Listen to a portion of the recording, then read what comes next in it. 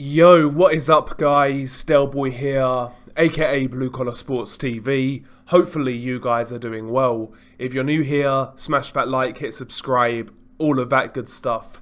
So, I think this one could be a bit controversial. John Ryder defeats Danny Jacobs by a split decision in a WBA super middleweight title eliminator. Now, where do we start with this one?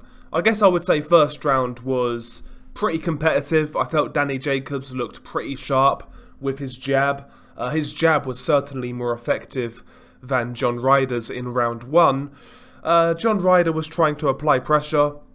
He got a couple flurries up close on Danny Jacobs, but honestly I felt Danny landed the more clear punches in the first round. But round one was relatively competitive.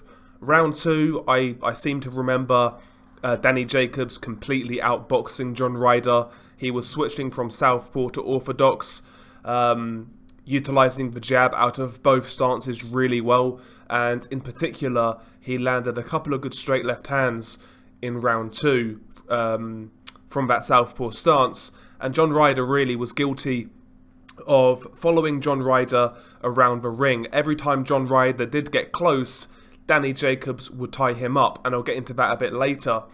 Round three, I think it was round three, it was 3 or 4, was relatively competitive. John Ryder got some scruffy work up close. He was trying to move his hands.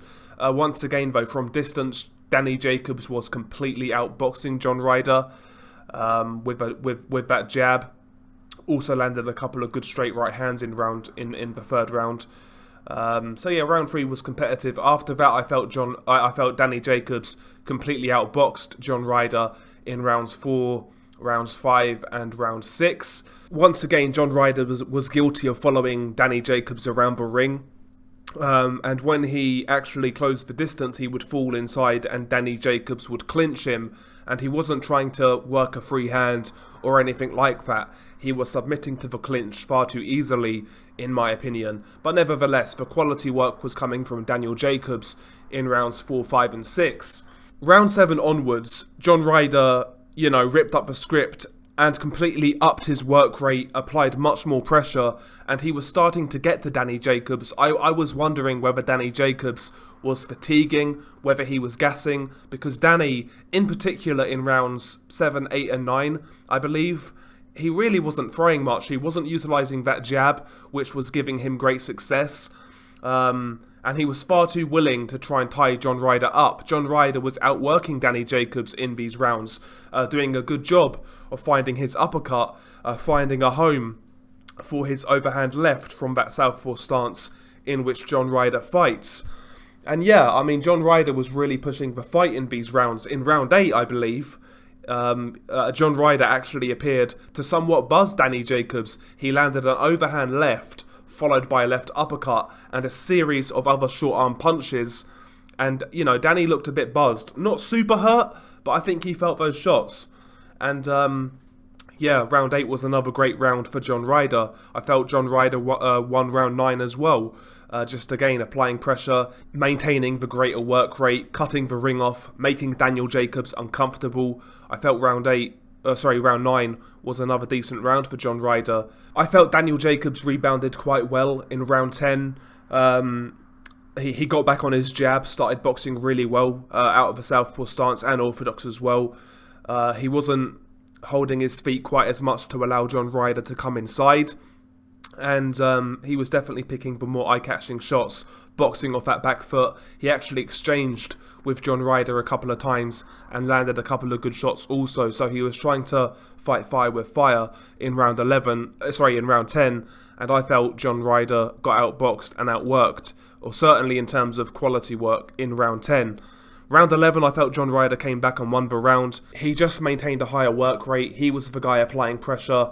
Again, making Daniel Jacobs uncomfortable on the inside. Danny was once again far too eager to hold and maul and tried to neutralise John Ryder that way instead of throwing punches back. Again, a lot of this work in round 11 wasn't particularly clean by John Ryder, but he was the guy letting go of his shots, so I gave him round 11. And I felt Daniel Jacobs won round 12. Once again, he got on his boxing and Honestly, I felt Daniel Jacobs beat John Ryder to the punch, quite frankly, in round 12. I felt he was more effective off that back foot. So me personally, I felt Daniel Jacobs won this fight in terms of round by round if I were to score it. However, I will say this. Daniel Jacobs in this fight got way too much leeway for holding. He should have had points deducted for the amount of holding that he was doing in this fight. To me, it was far too excessive, quite frankly. And the referee, I think he warned Daniel Jacobs once in this fight, but he was holding far too frequently. We saw in the fight with Felix Cash and Magomed Madayev, where Felix Cash got a point deducted for holding. He was holding far less than Daniel Jacobs. So Daniel Jacobs, in my opinion, should have had points deducted. You know, holding far too frequently. So I'll say this. The fight, as it was officiated, I felt Daniel Jacobs won. But if this fight was correctly refereed, then you could see a way John Ryder wins this fight. Because if a referee refed this fight correctly, Daniel Jacobs would have had a couple of points taken away, which you could then see John Ryder winning this fight. So is it a robbery? In my opinion, no, because if a referee did do his job and correctly officiated it, then yeah, it would be a fight where you could give it to John Ryder. Again, I certainly felt Daniel Jacobs deserved a couple of points off in this fight. So if you look at it in that perspective, then no, this isn't a robbery, in my opinion. So it is what it is, really. I mean, the fight was weird. First half, it was really Daniel Jacobs outboxing John Ryder. And he was, it wasn't particularly entertaining. John Ryder was guilty of following him around, not working, not getting a hand free, and working in the clinch. But in the second half of this fight, Ryder increased his output, he started to work in the clinch, get a hand free, and he made it a really hard ending for Daniel Jacobs, and he made it a close fight. So it's one of those ones, really. Again, people can complain about the judging in this fight, but at the same time, you can say, well, John Ryder got a hometown decision, but he certainly didn't have a hometown ref. In fact, I felt the ref was detrimental to John Ryder in this fight, so I guess that evens it out, really, in my opinion. So it is what it is, really. John Ryder gets a split decision, biggest win of his career.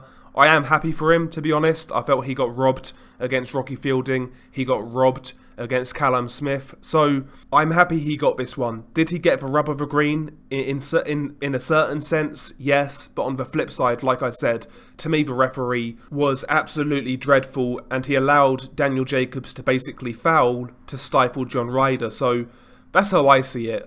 Interesting fight. It was a slow burn. Second half was much better than the first.